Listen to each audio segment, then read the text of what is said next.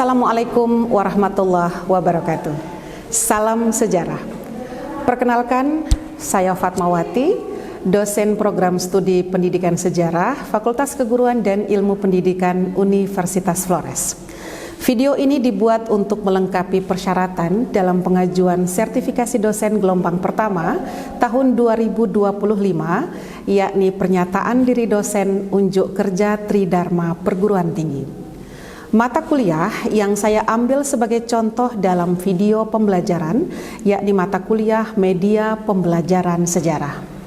Mata kuliah ini terdiri dari 2 SKS yang disampaikan pada semester genap, tepatnya pada semester yang keempat. Secara garis besar, mata kuliah ini membekali mahasiswa jurusan pendidikan sejarah agar memiliki kemampuan dan mengetahui tentang arti penting dari media pembelajaran sejarah serta cara menggunakan media pembelajaran sejarah tersebut di dalam kelas. Proses belajar mengajar ini tidak hanya bersifat teori, tapi mahasiswa juga dilatih cara untuk membuat media pembelajaran serta cara penggunaannya di dalam kelas.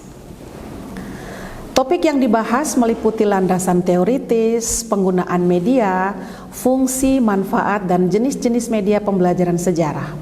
Pemilihan media pembelajaran itu sendiri di dalam kelas maupun di luar kelas, serta prinsip-prinsip penggunaannya.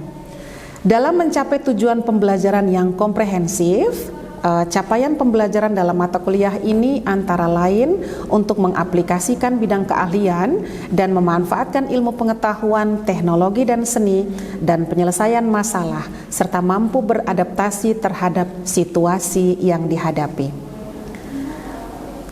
Pokok bahasan yang disampaikan meliputi pengertian media pembelajaran sejarah, landasan teori penggunaan media pembelajaran dalam pembelajaran sejarah, fungsi dan manfaat dalam media pembelajaran sejarah, jenis-jenis media, dan menelaah buku teks sebagai media atau sumber belajar, dan evaluasi dalam penggunaan media pembelajaran sejarah. Referensi yang saya gunakan dalam mata kuliah ini sangat beragam, antara lain Robert Hennig tahun 2002 yaitu Instructional Media and Technologies for Learning. Kemudian ada Azhar Arsyad tahun 2019 yaitu media pembelajaran, Udin Winata Putra dan kawan-kawan pada tahun 2008 tentang strategi pembelajaran sejarah, dan lain-lain. Tujuannya adalah untuk memberikan perspektif yang relevan dan mutakhir pada mahasiswa. Untuk metode pembelajaran, saya menggunakan metode tatap muka secara langsung maupun tidak langsung, di mana media yang saya gunakan antara lain Google Meet, Siakat, dan media lainnya. Dalam pengajaran mata kuliah ini, saya mengimplementasikannya dengan pendekatan delivery, interaction, dan assessment untuk memastikan proses pembelajaran yang efektif baik secara online maupun offline. Sedangkan metode pengajaran yang saya gunakan adalah kombinasi dari student-centered learning dan teacher-centered learning untuk mengefektifkan setiap model pembelajaran dalam perkuliahan. Selanjutnya, saya akan menampilkan cuplikan dari video pembelajaran yang saya tampilkan. Selamat menyaksikan. Baik, bismillahirrahmanirrahim. Assalamualaikum warahmatullahi wabarakatuh. Selamat pagi untuk kita semua. Selamat pagi, Bu. Apa kabar kalian hari ini? Alhamdulillah. Sudah sarapan belum? Sudah. Alhamdulillah, sebab kalau tidak sarapan berarti tidak fokus menerima perkuliahannya. Baik, sebelum kita menjalani perkuliahan kita pada pagi hari ini, kita mulai dulu dengan doa. Sandra, Ibu minta tolong pimpin doa. Ibu dan teman-teman, marilah kita menyiapkan hati dan batin kita untuk berdoa. Izinkanlah saya membawakan doa ini secara ajaran Katolik. Dalam nama Bapa dan Roh Kudus. Amin. Allah Bapa dalam surga, puji dan syukur kami haturkan kehadirat-Mu karena atas segala berkat dan perlindungan-Mu, sehingga pada malam hari tadi hingga siang hari ini kami semua dapat berkumpul kembali di tempat ini guna melaksanakan kegiatan. Sekarang kami mau memulai kegiatan pembelajaran kami. Kami mohon bimbinglah dan lindungilah kami agar kami dapat mengikuti kegiatan ini dengan baik. Namamu yang kudus kami puji, kini dan sepanjang segala masa. Amin. Dalam nama Bapa, pada nama Bapa dan Roh Kudus. Baik, terima kasih Sandra. Nah, pada pertemuan kelima pada pagi hari ini, kita akan melanjutkan kegiatan perkuliahan kita sejak minggu lalu, di mana pada minggu yang lalu kita membahas tentang segala jenis media pembelajaran sejarah yang dapat diaplikasikan di dalam kelas maupun di luar ruangan kelas, ya. Dan kemudian dari setiap media pembelajaran sejarah yang dipaparkan tentu mempunyai kelebihan dan kekurangannya masing-masing. Misalnya pada salah satu media pembelajaran yang berbentuk museum. Ada yang masih ingat apa saja kelebihan dan kelemahan dari media pembelajaran sejarah yakni museum? Atau ketika kita berkunjung ke situs pengasingan Bung Karno, siapa yang sudah pernah Ibu ajak untuk ke situs pengasingan Bung Karno? Semua sudah pernah kayaknya ya. Nah, ketika kita melakukan kunjungan ke situs pengasingan Bung Karno, apa saja menurut pendapat kalian yang menjadi sisi kelemahan dan kelebihan ketika kita menggunakan situs pengasingan Bung Karno ini sebagai media pembelajaran sejarah? Dion, silahkan. Menurut pendapat Dion bagaimana? Menurut pendapat Dion, salah satu kelebihan situs Bung Karno di ND adalah memiliki nilai sejarah yang tinggi. Oke. Kalau untuk kelemahannya, sulitnya menemukan penanda-penanda situs sejarah. Penanda situsnya. Good job. Yang lain silahkan. Ada yang mau menambahkan? Sandra? Ya. Jadi menurut pendapat saya terkait situs-situs Bung Karno yang ada di ND, kalau dari sisi kelebihannya itu karena nilai kesejarahan atau lokalitasnya itu masih tinggi karena kita masih mempertahankan sampai sekarang. Baik. Ya, seperti peninggalan-peninggalan ini Bung Karno zaman dulu yang sempat diasingkan ke India masih ada dan masih terjaga sampai sekarang. Oke, baik. Kalau sisi kelemahannya itu kurangnya media ekspos terkait situs-situs Bung Karno. Pengasingan Bung Karno ya. Oke, good job. Berarti kita bisa melihat sisi kelebihan dari penggunaan situs pengasingan Bung Karno sebagai media pembelajaran sejarah. Situs pengasingan yang sama yang orisinalitasnya masih terjaga hingga hari ini masih bisa dinikmati sebagai sebuah wisata sejarah oleh generasi lintas angkatan. Ya, dari mereka yang menjalaninya pada tahun 1950 bahkan sampai pada generasi kalian masih bisa menyaksikan situs pengasingan Bung Karno dalam bentuk yang sesungguhnya. Betul tidak? Betul. Baik, kalau menurut kalian kelemahannya adalah kurangnya akses informasi terhadap situs pengasingan Bung Karno baik secara manual maupun secara digital. Dan kalau kita melihat akhir-akhir ini ketika gema lahirnya Pancasila digaungkan kembali dan diangkat di Kabupaten ND sebagai bumi rahimnya Pancasila, maka situs pengasingan, kemudian revitalisasi bagian dari situs-situs, misalnya makam Ibu Amsi, kemudian apalagi Gedung Imakulata, kemudian apalagi Serambi Bung Karno yang bisa kita temukan pada gedung pastoral gereja Katedral ND. Ada yang masih ingat kenapa gedung pastoral dijadikan sebagai Serambi Bung Karno? Stucer? Safina? NC? Karena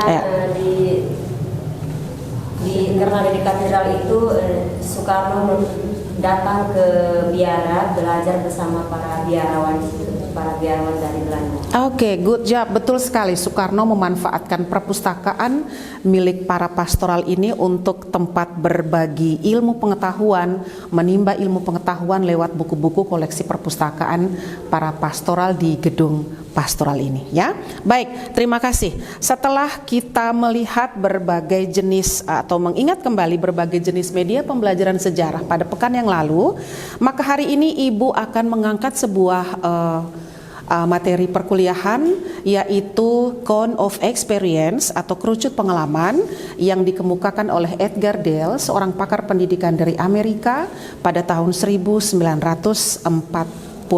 Bisa kalian saksikan di layar ya. Oke.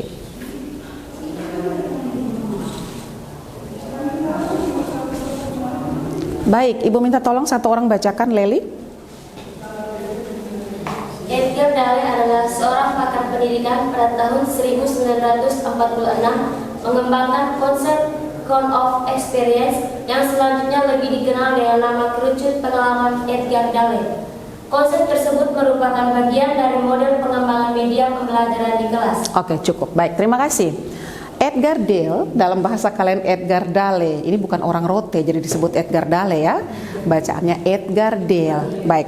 Edgar Dale, seorang pakar pendidikan, mengemukakan bahwa kerucut pengalaman merupakan sebuah konsep yang perlu dikembangkan dalam dunia pendidikan. Apa saja yang disebut dengan the count of experience ini? Stucer, Ibu minta tolong bacakan. Lanjut.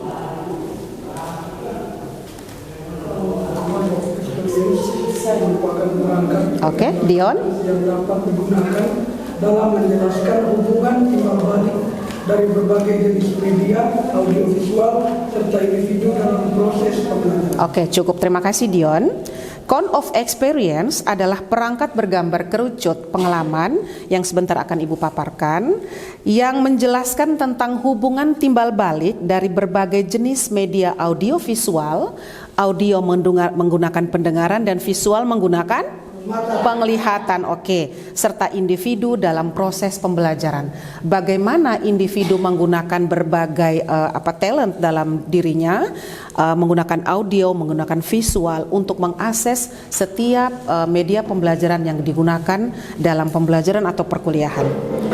Kerucut pengalaman Edgar Dale menggambarkan bahwa makin ke bawah, nanti Ibu tunjukkan ya, Edgar Dale menjelaskan bahwa makin ke bawah bentuk kerucutnya, maka makin besar tingkat pengalaman yang diperoleh oleh siswa.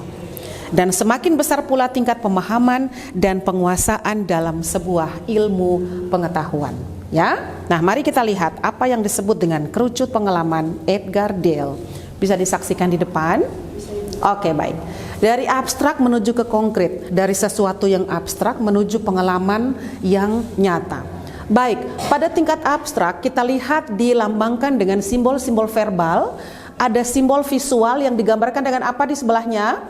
Apa saja kegiatannya? Bagan, diagram, grafik, dan sejenisnya. Oke, kita turun semakin ke bawah, pengalaman yang lebih besar yaitu rekaman video. Apa saja di sebelahnya? Foto, dan sejenisnya. betul sekali. Kemudian makin ke bawah ada film. Apa saja di sebelahnya? Film, Diskusi. baik. Kita break sejenak.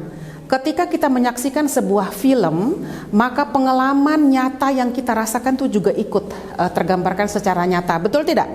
Ya, siapa yang sudah pernah menyaksikan sebuah film dokumenter misalnya G30 SPKI? Sudah pernah ya? Atau ketika sebuah film Bung Karno, film ketika Bung Karno di ND, sudah pernah Ibu putarkan di kelas ya? Maka pengalaman juga kita ikut merasakan langsung bagaimana Soekarno ketika menjalani pengasingan di Kabupaten ND yang tentu tidak bisa disamakan situasinya dengan sekarang. Baik, kita lanjutkan dulu. Di bawah dari film ada televisi. Apa saja di sebelahnya? Video, Tape, tuntunan diskusi. Oke. Saya kira kalau televisi sekarang untuk generasi-generasi kalian sudah jarang ditonton atau disaksikan ya. Karena apa yang ditayangkan di televisi itu bisa kalian akses langsung melalui gadget kalian masing-masing, smartphone kalian masing-masing. Apa saja misalnya kelebihan dari ketika kita mengakses informasi lewat smartphone? Coba satu orang. Oke, baik Safina. Menurut Safina, apa saja kelebihan ketika kita mengakses berita, media informasi, media hiburan lewat smartphone yang kalian pegang masing-masing? Silahkan. Oke, terima kasih banyak Ibu. Jadi kelebihan ketika kita menggunakan smartphone itu, yang pertama akses yang ini yang kalau seandainya kita mau telepon orang yang jarak jauh bisa mudah sekali lewat HP. Terus Baik. kedua, ketika kita apalagi perkuliahan begini kesulitan dalam memahami apa yang diberikan oleh dosen, kita bisa searching di Google. Baik. Terus yang ketiga, dengan smartphone ini juga kita bisa mudah dibawa kemana-mana. Jadi kita tidak perlu lagi buat surat untuk kasih kabar di orang-orang yang jauh. Baik, berarti bisa menghemat waktu, bisa menghemat tempat juga ya. Baik, terima kasih Safina. Kita lanjutkan. Di bawah dari televisi ada yang disebut dengan pameran. Apa saja di sebelahnya?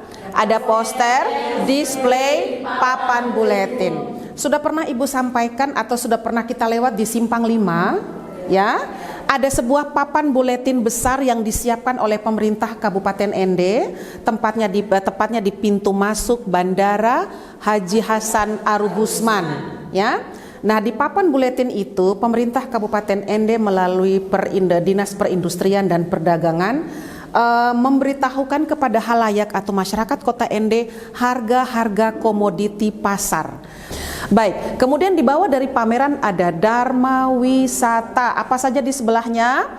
Tuntunan observasi. Apa yang disebut dengan observasi? Pengamatan. Kita lanjutkan. Kemudian paling bawah ada demonstrasi. Di sebelahnya ada apa saja? Alat, bahan mentah, papan tulis. Nah, whiteboard yang kita gunakan ini merupakan salah satu alat demonstrasi. Bagaimana kalian mengejawantahkan whiteboard ini sebagai papan atau alat demonstrasi? Misalnya, Ibu bantu kata kuncinya, ada spidol. Nah, kalau begitu bagaimana? Ibu bisa menuliskan informasi atau kata penting atau kata kunci yang tidak kalian pahami pada whiteboard. Betul ya? Kemudian ibu kadang meminta kalian untuk menuliskan apa yang menjadi pemikiran kalian dan dituangkan lewat papan tulis. Gitu ya. Makanya itu kenapa papan tulis, whiteboard yang kita gunakan di dalam kelas sangat bermanfaat untuk media demonstrasi. Kita lanjutkan. Ada pengalaman yang didramatisir. Misalnya apa di sebelahnya? Wayang, skrip, drama. Skrip itu naskah. Ya, naskah drama, naskah film. Nah, kenapa dia disebut dengan pengalaman yang didramatisir? Misalnya wayang. Ada yang pernah menyaksikan wayang kulit di televisi, di YouTube, bisa ya? Nah, pemain wayangnya yang kita sebut dengan dalang akan memegang beberapa tokoh wayang, pokoknya kemudian dimainkan. Mereka memainkan sebuah lakon, misalnya hari itu lakonnya bercerita tentang Gatot Kaca sebagai tulang besi terbang keliling dunia untuk menyelamatkan COVID-19, contohnya seperti itu. Maka pengalaman yang didramatisir artinya ada pemeran, ada lakon, ada naskah yang harus mereka bacakan atau mereka ingat. Gitu ya. Baik, kita lanjutkan dulu yang paling bawah. Pengalaman yang logis, ada apa saja di sebelahnya? Ada model, objek, spaceman. Ada yang ingat spaceman? Contoh. Oke, kenapa model dan objek dan spaceman ini menjadi pengalaman yang logis? Silakan Dion.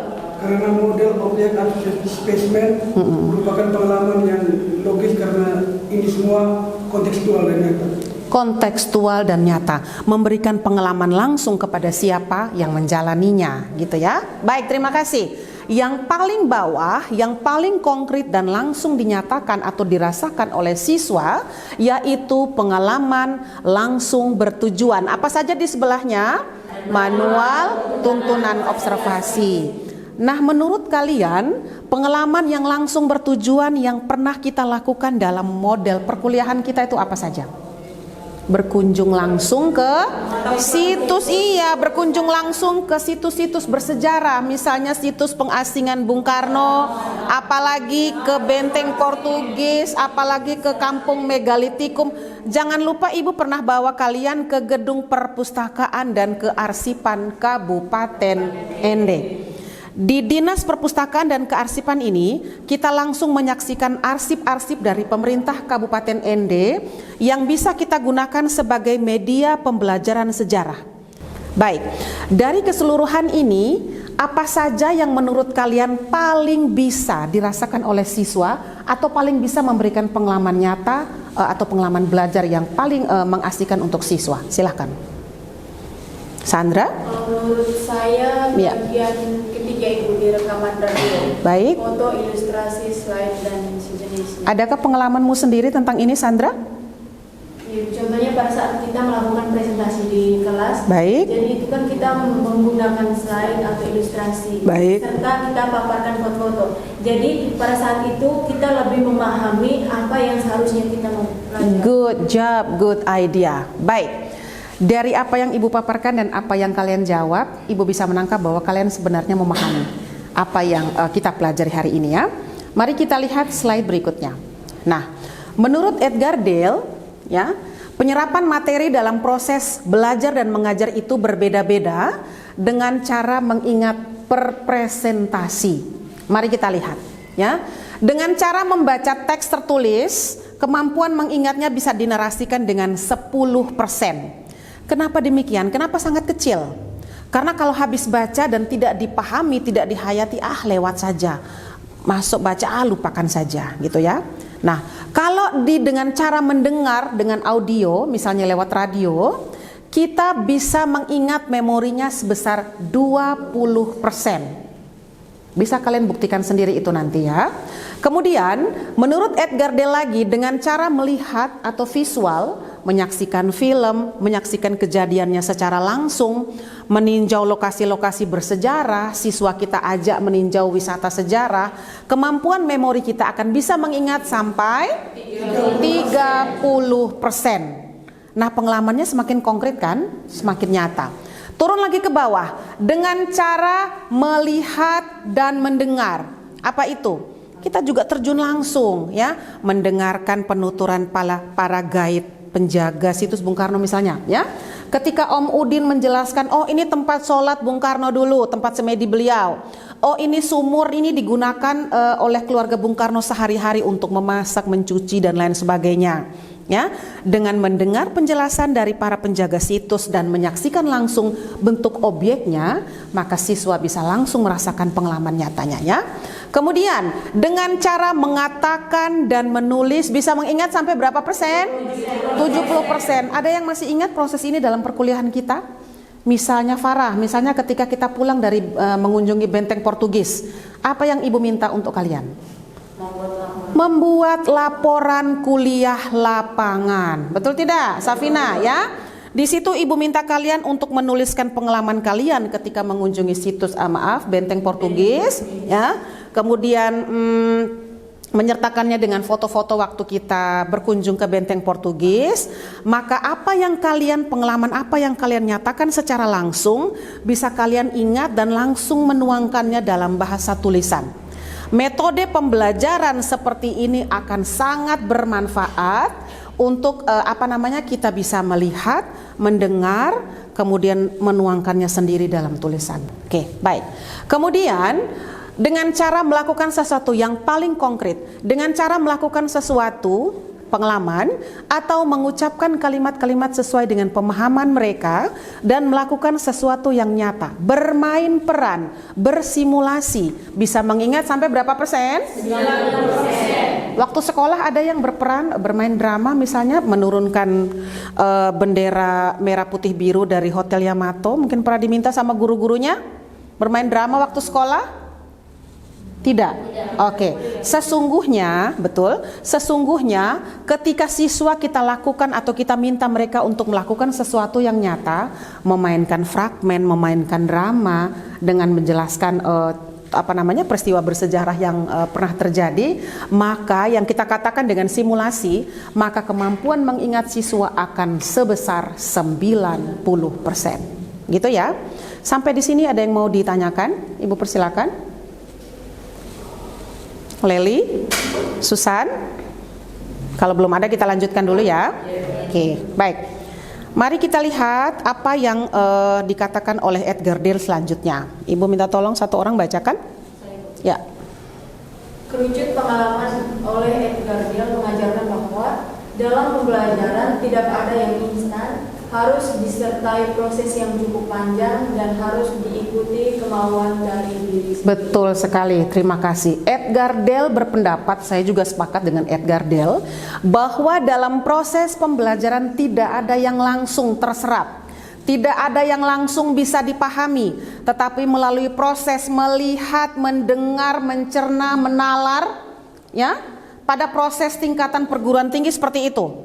Kalian mengikuti perkuliahan dengan metode ceramah, mengikuti interaksi-interaksi di dalam kelas, dosen meminta kalian untuk berbicara dan menyampaikan pendapat, kemudian dosen menelurkan wacana dan kemudian kalian berpikir dan dituangkan lagi dalam bentuk tulisan.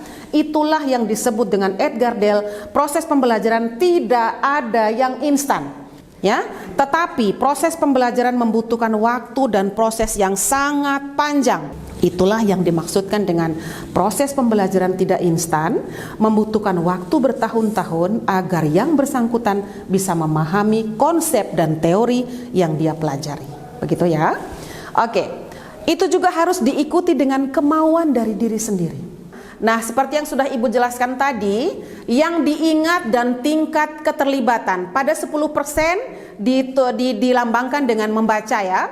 20% mendengarkan menggunakan audio. 30% diwakilkan oleh melihat gambar, melihat diagram, melihat video, film, dan melihat demonstrasi secara langsung. Ya.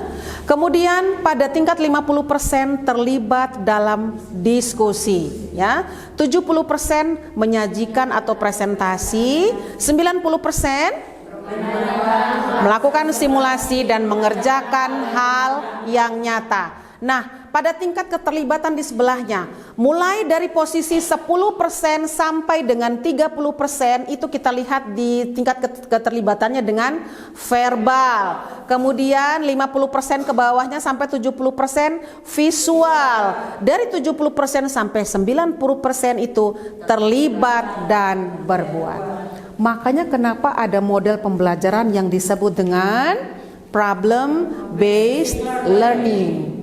Ya, siswa diajak untuk menyelesaikan masalahnya sendiri.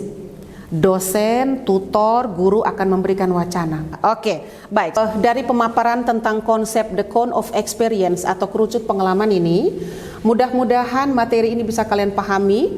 Ya, kita konkretkan dengan pengalaman belajar kalian sejak duduk di bangku SD, SMP, SMA sampai perguruan tinggi. Bisa kalian cerna dan kalian nalar sebagai sebuah proses pembelajaran yang kata Edgar Dale tadi tidak berlangsung secara instan, tapi membutuhkan proses yang sangat panjang dan diikuti oleh kemauan dari diri sendiri. Ibu ucapkan terima kasih untuk perkuliahan kita hari ini. Kita tutup dulu dengan doa. Safina, Ibu minta tolong untuk memimpin kita dalam doa.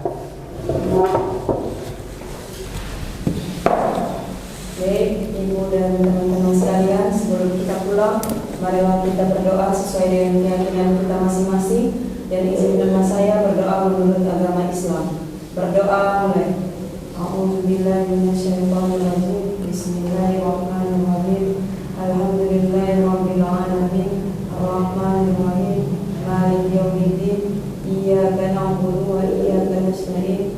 Ihdinas siratal mustaqim. Siratal ladzina an'amta 'alaihim ghairil maghdubi 'alaihim waladdallin.